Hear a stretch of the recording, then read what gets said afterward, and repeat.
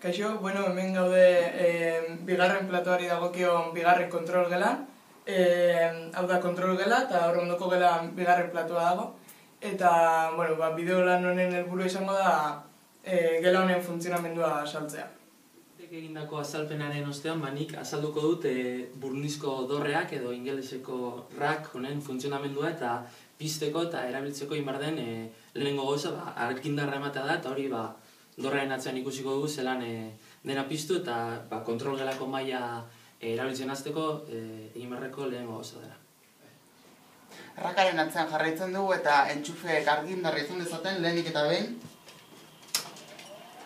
entxufeak piztu beharra.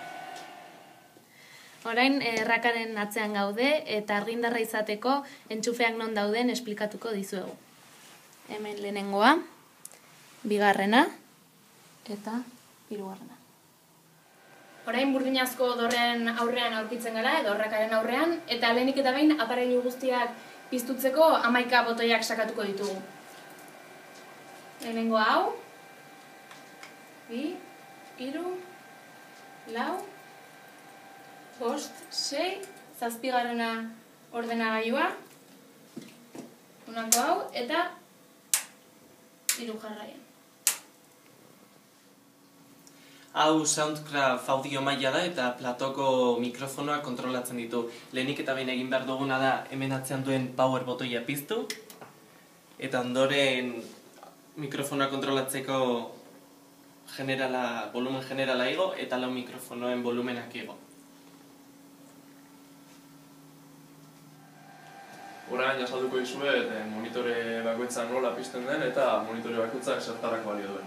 Horretarako lehenik eta behin monitore guztiak piztuko ditugu, erabiliko ditugunak.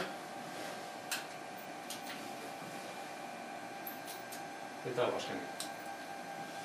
Lehenengo monitorea programa deritzoguna, hor bertan agertzen da zuzenean grabatzen ari garena. Preview izango litzateke pasatzerako orduan aurretiko grabazioak eta bertan ikusten dugu kamarak hemen agertzen dira lehenengo kamara, bigarrena eta hirugarrena, zara piztu. Eta aldatu dezakegu previura zer emango dugu.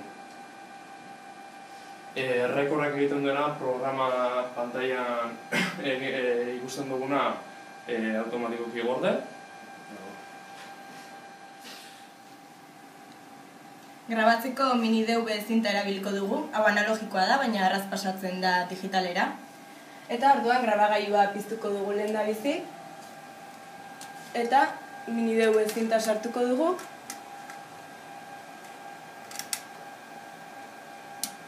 Eta grabatzeko emango diogu.